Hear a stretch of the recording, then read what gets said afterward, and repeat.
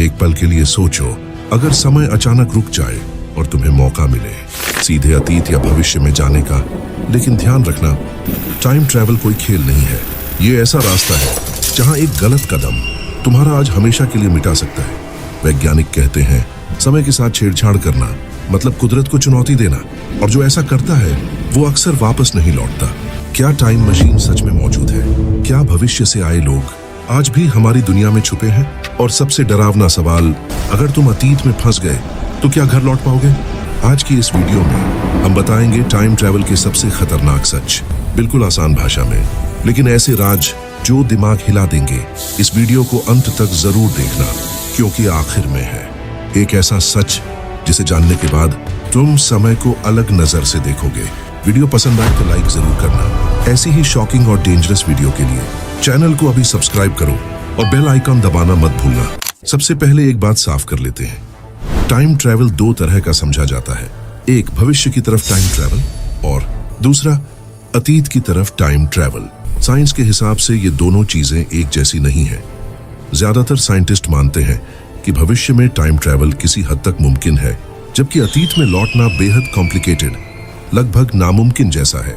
और अगर हो भी जाए तो उसके साथ बहुत सारे अजीब और खतरनाक सवाल जुड़ जाते हैं।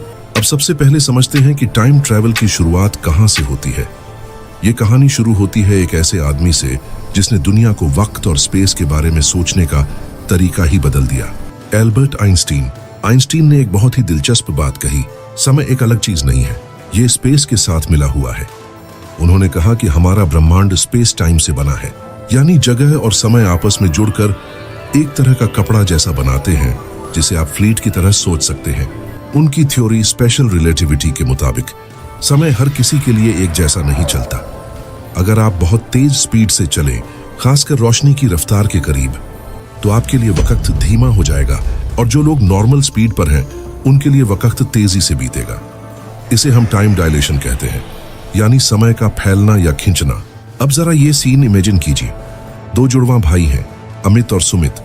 अमित धरती पर रहता है, नॉर्मल लाइफ जीता है। सुमित एक स्पेस शिप में बैठकर रोशनी के करीब की स्पीड से स्पेस में चला जाता है। वो वहां कुछ साल गुजारता है और फिर वापस धरती पर लौटता है। उसके हिसाब से शायद सिर्फ 5-6 साल बीते होंगे, लेकिन जब वो धरती पर आता है तो देखता है कि यहाँ 50-60 साल बीत चुके हैं। अमित बूढ़ा हो चुका है, उसके बाल सफेद हैं, लेकिन सुमित अभी भी काफी जवान दिख रहा है। क्या हुआ? सुमित ने असल में टाइम ट्रैवल किया भविष्य में। ये कोई फिल्म की कहानी नहीं, ये आइंस्टीन की रिलेटिविटी की थ्योरी का सीधा नतीजा है। और इस तरह के इफेक्ट्स छोटे लेवल पर हम साइंटिफिक एक्सपेरिमेंट्स में देख भी चुके हैं। तो क्या ये प्रैक्टिकल है? आज की टेक्नोलॉजी के हिसाब से नहीं, क्योंकि हमें रोशनी के बहुत करीब की स्पीड चाहिए, जिसके लिए बहुत ज्यादा एनर्जी लगेगी। लेकिन साइंस कहती है प्रिंसिपल के लेवल पर भविष्य की तरफ टाइम ट्रैवल मुमकिन है। भविष्य की तरफ टाइम ट्रैवल का एक और तरीका है बहुत ज्यादा ग्रेविटी के पास जाना, जैसे ब्लैक होल। आइंस्टीन की जनरल रिलेटिविटी के मुताबिक जहां ग्रेविटी ज्यादा होती है वहां समय धीमा चलता है। मतलब अगर आप किसी बहुत भारी, बहुत घने ऑब्जेक्ट जैसे ब्लैक होल के बिल्कुल पास जाकर कुछ समय बिताते हैं तो आपके लिए घड़ी धीमी चलेगी, और जो लोग दूर हैं उनके लिए समय ज्यादा तेजी से गुजरेगा। तो जब आप लौटेंगे आपको लगेगा कि आपने तो थोड़ा सा ही वक्त बाहर बिताया, लेकिन ब्रह्मांड में, धरती पर शायद बहुत साल या सदी बीत चुकी होगी। फिर से आप भविष्य में कूद चुके होंगे। अब असली मसाला शुरू होता है, अतीत की तरफ टाइम ट्रैवल। यहीं से टाइम ट्रैवल सबसे ज्यादा रोमांचक और सबसे ज्यादा उलझन भरा हो जाता है।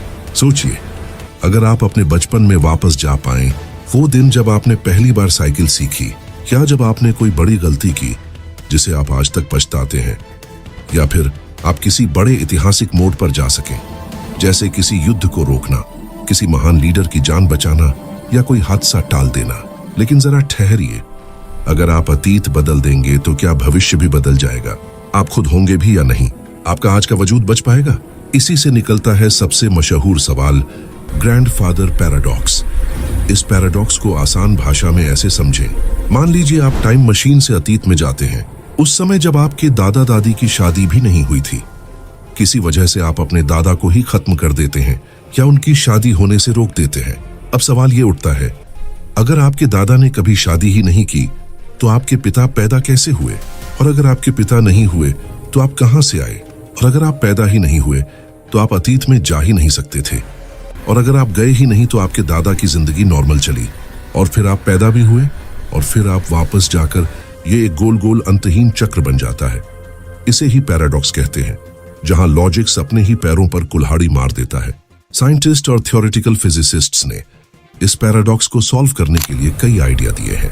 एक आइडिया ये कहता है कि ब्रह्मांड किसी भी ऐसी चीज को होने ही नहीं देगा जो उसके लॉजिक को तोड़ दे। यानी आप भले ही अतीत में जाएं, लेकिन आप कुछ भी ऐसा नहीं कर पाएंगे जिससे इतिहास की मेन लाइन बदल जाए। जैसे आप कोशिश करेंगे कि अपने दादा को नुकसान पहुंचाएं, लेकिन हर बार कुछ ना कुछ हो जाएगा। आप फिसल जाएंगे, गोली मिस हो जाएगी, एक्सीडेंट रुक जाएगा। कुल मिलाकर जो पहले से हो चुका है वो बदला नहीं जा सकेगा। इसे कहते हैं कंसिस्टेंसी प्रिंसिपल। दूसरा आइडिया इससे भी ज्यादा मजेदार है, मल्टीवर्स या पैरेलल यूनिवर्स का कॉन्सेप्ट। इसके मुताबिक जैसे ही आप टाइम ट्रैवल करके अतीत में जाते हैं और कोई बड़ा बदलाव करते हैं, आप असल में एक नई ब्रांच, एक नई रियलिटी क्रिएट कर देते हैं। मतलब जिस टाइमलाइन से आप आए थे वो अपनी जगह वैसी ही रहती है। आपके दादा जिंदा, आप पैदा हुए, सब नॉर्मल।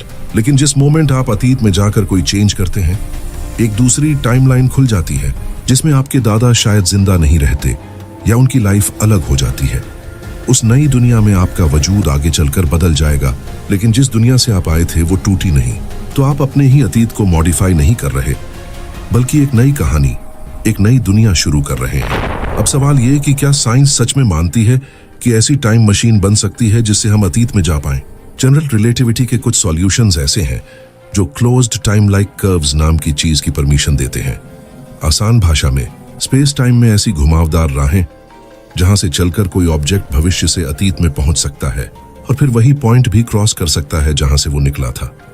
जैसे एक गोल घेरा जहां आप चलते चलते वापस उसी वक्त पर पहुंच जाते हैं जो पीछे था। कुछ थ्योरेटिकल मॉडल्स हैं जैसे वर्महोल्स। वर्महोल को आप स्पेस टाइम में बना एक शॉर्टकट समझ सकते हैं। मान लीजिए स्पेस टाइम एक कागज की शीट है। अगर आप पॉइंट ए से पॉइंट बी तक सीधी लाइन में जाएं तो टाइम लगेगा, लेकिन अगर आप उस कागज को मोड़ दें और ए और बी को पास ले आएं तो आपके पास एक शॉर्टकट बन जाता है। वर्महोल भी ऐसा ही शॉर्टकट है जो न सिर्फ स्पेस में बल्कि टाइम में भी गड़बड़ कर सकता है।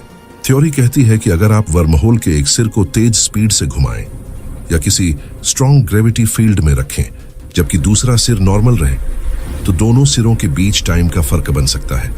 और अगर कोई इन दोनों सिरों के बीच से गुजरे तो वो असल में टाइम में आगे या पीछे शिफ्ट हो सकता है।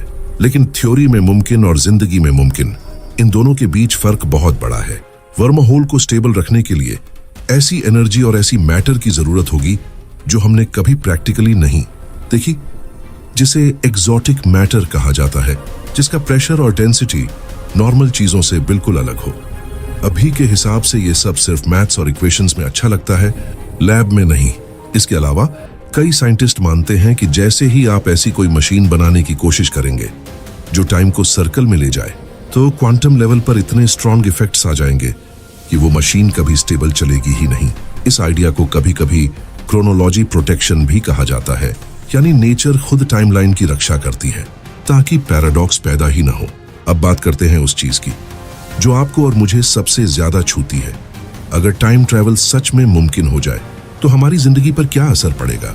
सबसे पहले सोचिए कि कोई बिजनेसमैन या इन्वेस्टर अगर भविष्य देखकर आए, स्टॉक मार्केट में कौन सी कंपनी ऊपर जाएगी, कौन सी नीचे गिरेगी, कौन सी टेक्नोलॉजी बूम करेगी। अगर ये सब पहले से पता हो तो फिर सोचिए, सरकारें और सेनाएं अगर भविष्य की लड़ाइयों के बारे में पहले से जान जाएं, कौन सा देश कब अटैक करेगा, कौन सा हथियार कितना विनाश करेगा। या फिर साइंटिस्ट्स अगर भविष्य से इलाज लेकर आएं, जैसे कैंसर, अल्जाइमर या किसी भी घातक बीमारी का पक्का इलाज, या लंबी उम्र का फॉर्मूला जो इंसान की आयु 150 से 200 साल तक कर दे। एक तरफ ये सब सुनकर लगता है क्या शानदार दुनिया होगी, लेकिन दूसरी तरफ ये दुनिया बेहद खतरनाक भी हो सकती है। अगर कुछ ही लोगों के पास टाइम ट्रैवल का कंट्रोल हो तो पूरा पावर बैलेंस बिगड़ जाएगा।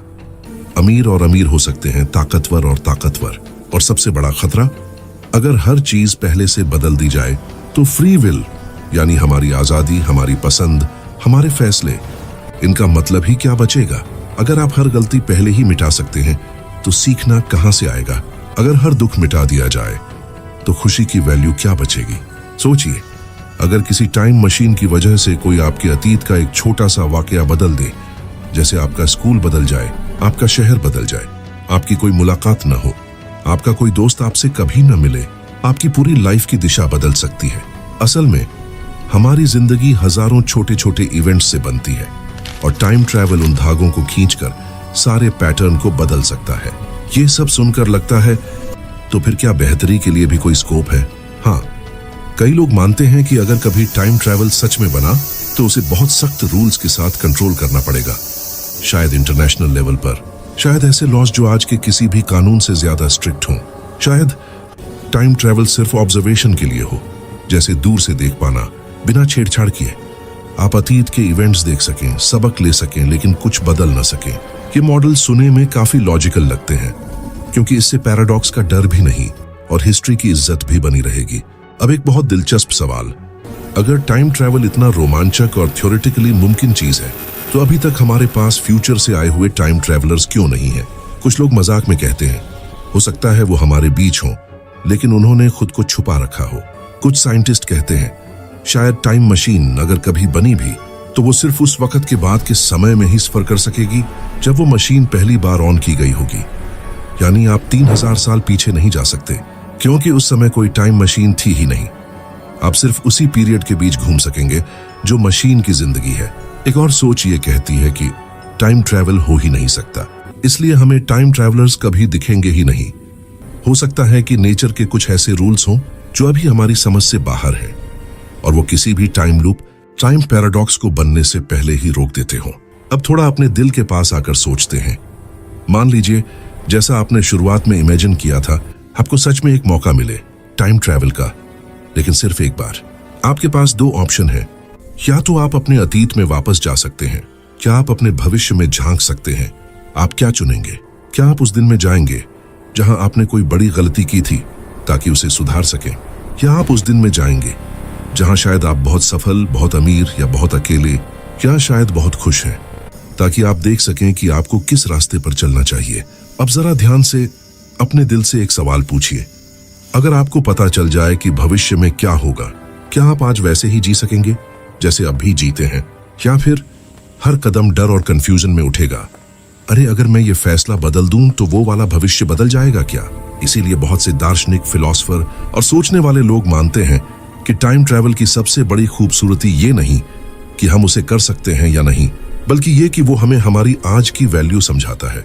अगर आप गौर करें तो हम सब किसी न किसी लेवल पर टाइम ट्रैवलर ही हैं।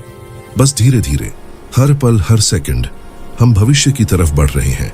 हम कल को बदल नहीं सकते, लेकिन आज जो कर रहे हैं उससे अपने आने वाले कल की शक्ल बना रहे हैं। आज आपने जो सीखा, जो समझा, जो महसूस किया, वो सब आपके फ्यूचर वर्जन को गढ़ रहा है। आप आज भले ही टाइम मशीन में न बैठ सकें, लेकिन आपके फैसले ही असली टाइम मशीन है जो आपको उस भविष्य की तरफ ले जा रहे हैं जहां आप कल खड़े होंगे।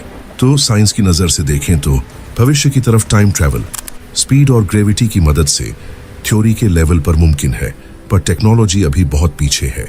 अतीत की तरफ time travel worm holes, closed time like curves और मल्टीवर्स जैसी थ्योरीज के सहारे मैथ्स में खेल सकता है, लेकिन हकीकत में अभी ये एक बहुत बड़ा सवाल पूछने का निशान है। लेकिन इंसान की नजर से देखें, दिल की नजर से देखें तो टाइम ट्रैवल हमें दो बहुत गहरी बातें सिखाता है। पहली, जो बीत चुका है वो हमारे लिए एक सबक है, किताब है जिसे हम बदल नहीं सकते लेकिन उससे सीख सकते हैं। दूसरी, जो आने वाला है वो हमारा हक है, हमारी जिम्मेदारी है और उसे बनाने की पावर सिर्फ और सिर्फ हमारे आज के फैसलों में छुपी है। अब सवाल आपके लिए है, अगर आपको अभी इसी पल एक छोटा सा टाइम ट्रैवल मौका मिले, सिर्फ 5 मिनट का, तो आप किस वक्त में जाएंगे?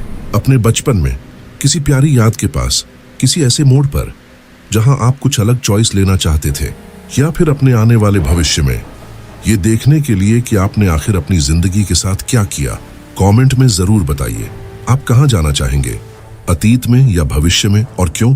और अगर आपको ये टाइम ट्रैवल की सफर पसंद आई हो तो इस वीडियो को दूसरों के साथ शेयर करके उनके दिमाग में भी ये सवाल छोड़ दीजिए।